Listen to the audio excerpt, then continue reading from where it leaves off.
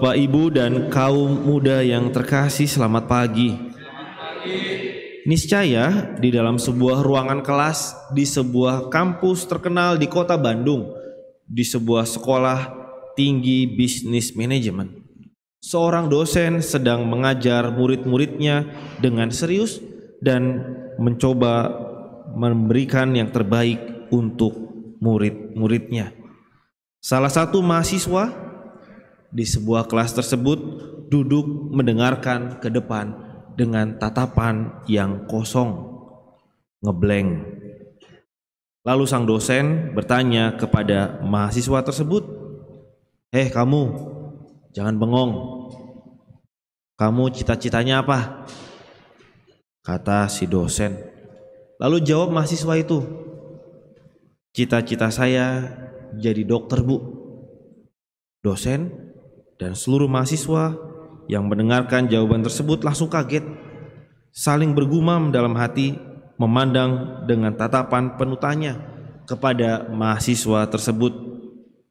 Si dosen diam, syok, berpikir tanpa henti, lalu dia bertanya lagi, "Loh, kamu mau jadi dokter, tetapi kok kamu malah kuliah di bisnis manajemen? Atau mungkin jangan-jangan tahun depan kamu mau mendaftar lagi ya? Ikut tes masuk ke fakultas kedokteran?" Tanya dokter tersebut yang berpikir bahwa si mahasiswa ini akan mencoba lagi tahun depan masuk ke kedokteran. Tetapi sekali lagi jawaban si mahasiswa ini mengejutkan. Jawabannya adalah, "Tidak, Bu, saya tidak ingin tes masuk kedokteran." Ditanya lagi sama dosennya, "Tapi kamu masih bercita-cita mau menjadi dokter?" "Iya, Bu, saya masih bercita-cita menjadi dokter. Saya mau jadi dokter." Lalu si dosen bertanya lagi, "Lalu kapan kamu mau memulai mewujudkan cita-cita kamu untuk menjadi dokter? Kalau kamu hanya duduk manis, nyaman di kelas ini, di bangku fakultas bisnis manajemen?" Mahasiswa tersebut tersenyum, mengangkat bahu, lalu bergumam, "Entah, Bu, yang jelas saya cita-citanya tetap mau menjadi dokter. Saya juga nyaman di sini." Bapak dan Ibu yang terkasih, mungkin kisah sederhana ini adalah kisah hidup kita, mungkin anak-anak kita, mungkin saudara-saudari kita. Kita bisa paham ada orang yang bercita-cita hidup bahagia, tetapi kenyataannya sudah nyaman dengan situasi hidup yang penuh dengan racun, pertengkaran, permusuhan dalam hidupnya. Ada orang yang bercita-cita menjadi kaya, tetapi tetap kerjaannya tidur-tiduran, main game saja.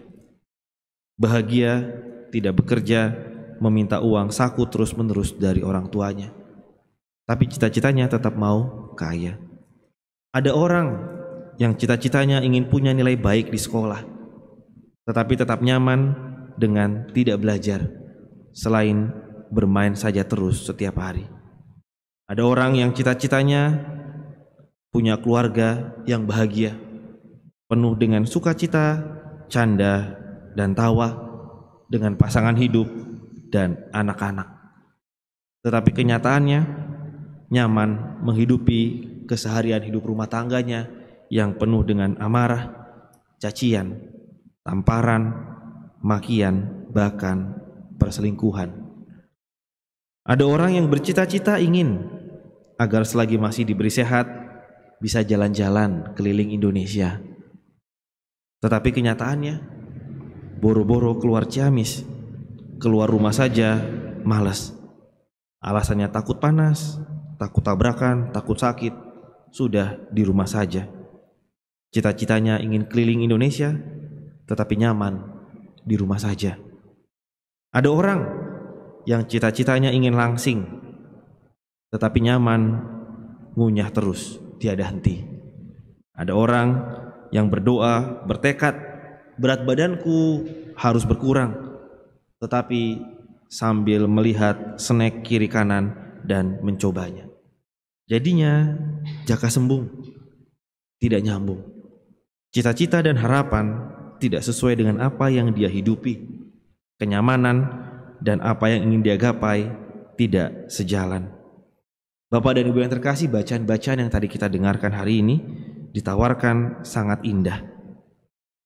Kerinduan terdalam, cita-cita dari setiap ciptaan adalah bisa kembali sehati sepikir dengan Sang Pencipta dengan cara menuruti perintahnya.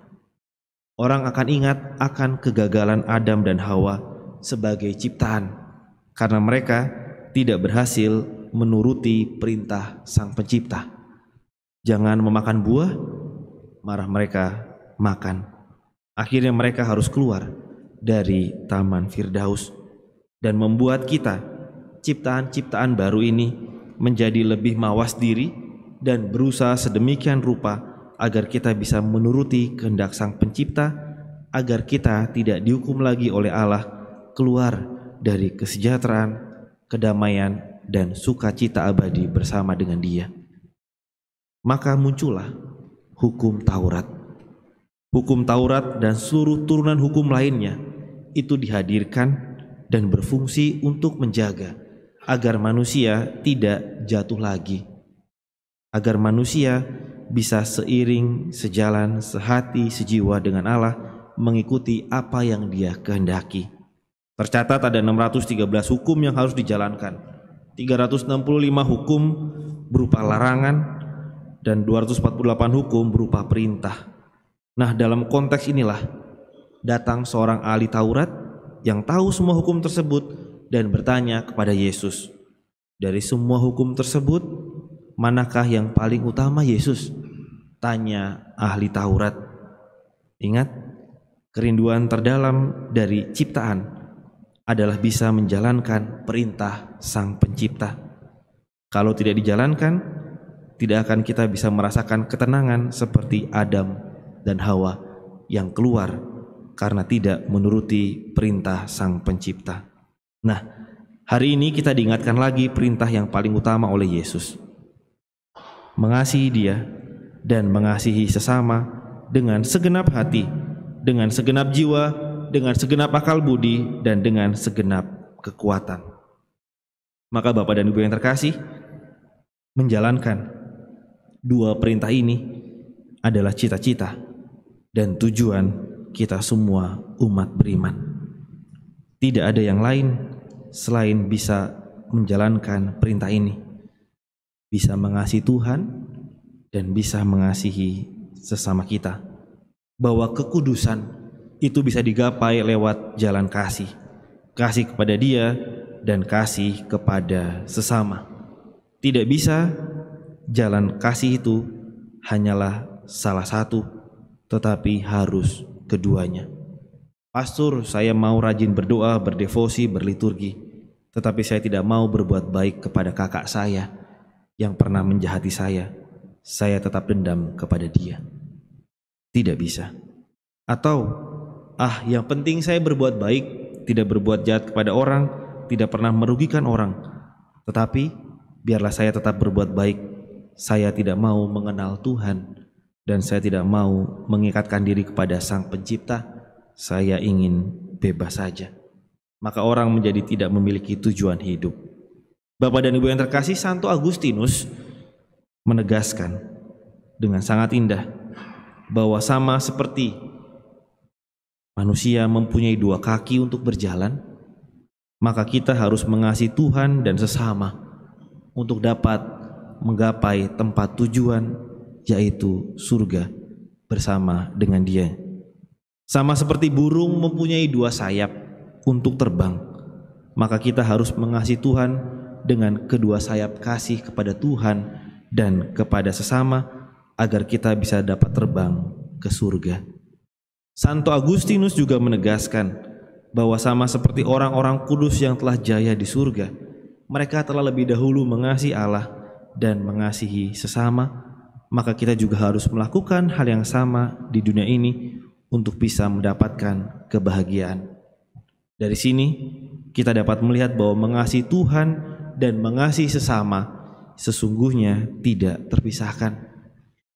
Bapak Ibu yang terkasih, kembali ke mahasiswa tadi yang memiliki cita-cita menjadi dokter, tetapi malah nyaman menjalani dan menghidupi di Fakultas Bisnis dan Manajemen tidak mau bergerak, berusaha untuk menggapai apa yang dicita-citakannya, sehingga kehidupannya menjadi sia-sia belaka dan tanpa makna.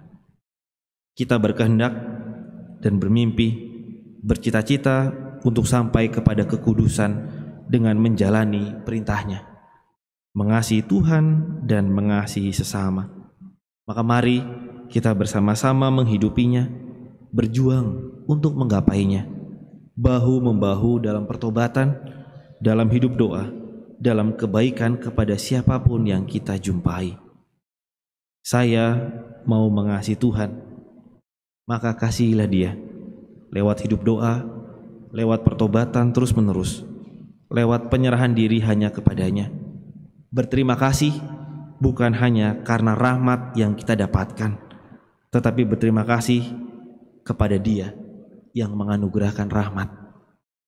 Mengasihi Dia lewat rasa syukur yang tiada henti, bukan menghiasi hidup dengan keluh kesah, makian, iri dengki, kecemburuan yang kita tumpahkan kemana-mana selain hanya rasa syukur kepada Dia. Kalau saya mau mengasihi sesama, maka kasihilah sesama. Cintai pasangan hidup kita dengan kesetiaan, kasihi anak-anak dengan kesabaran mendidik, terus berjuang, membanting tulang untuk masa depan anak-anak kita. Hiasilah relasi kita dengan kakak, adik, saudara, mertua, menantu, besan, dengan pengampunan ketika ada yang bersalah, dengan uluran tangan ketika ada yang sedang jatuh, dengan pujian yang membanggakan ketika ada kegembiraan dalam hidup mereka. Jangan sampai kita punya cita-cita untuk mengasihi Tuhan dan sesama, tetapi kita malah nyaman dan duduk manis di kehidupan yang bukan mengarah kepada apa yang kita cita-citakan tersebut. Sama seperti mahasiswa tadi, jangan sampai kita terlambat menyadarinya dan akhirnya kita hanya bisa menatap kehidupan yang penuh dengan kehampaan dan kesia-siaan.